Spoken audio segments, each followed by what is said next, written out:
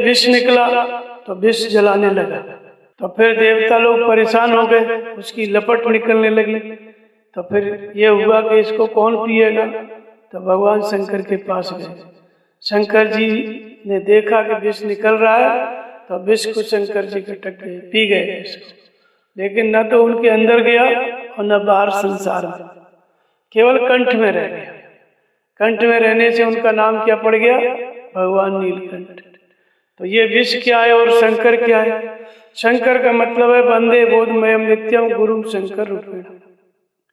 जो शंकाओं से अतीत महापुरुष है, सदगुरु है, वही शंकर है इस धरती पे। तो ऐसे महापुरुषों के लिए सांसारिक विषय ही विषय, संसार के जो विषय हैं जिसमें सब लोग जल रहे हैं।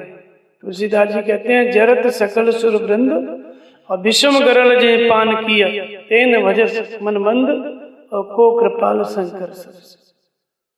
संपूर्ण संसार जल रहा था, किससे, विषय रूपी विष से सदा जलता है। लेकिन वही विषय जो है संसार के विषय, जो शंकाओं से उपराम महापुरुष हैं, सदगुरु हैं, उनके लिए नहीं होते। जिन विषयों में हम लोग परेशान हैं, समस्याओं को लेकर रोज हर व्यक्ति, कोई समस्या महापुरुष के पास नहीं होती। क्या किया है उन्होंने समस्या को, वो गटक गए, लील गए, उनको प्रभावित नहीं करती कोई भी समस्या।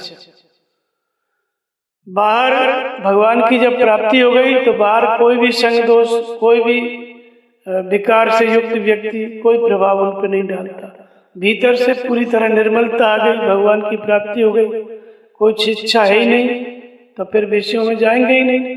इसलिए विषयों का कोई प्रभाव उन पर नहीं रहता, लेकिन कंठ में रहता है। कंठ में क्या रहता है, संसार के लोग आते हैं तो व्यवहारिक बात करते हैं, अच्छी बुरी सब प्रकार की बात महापुरुष करेंगे, जैसे पूछोगे वैसा बताएंगे, लेकिन उसका कोई प्रभाव नहीं। आदमी बड़ी वेग से आता है कामनाओं को लेके महापुरुष के पास, उनके स्वरूप का ध्यान करता है, चिंतन करता है, लेकिन कोई इफेक्ट नहीं। कोई कच्चा है, महापुरुष नहीं है, तो प्रभाव पड़ेगा। तो इस तरह से जो शंकाओं से उपराम महापुरुष हैं, उनके जीवन में, उनके लिए सांसारिक विषय रूपी विष न बाहर है न भीतर है, लेकिन अन्य लोग उसी से चलते हैं।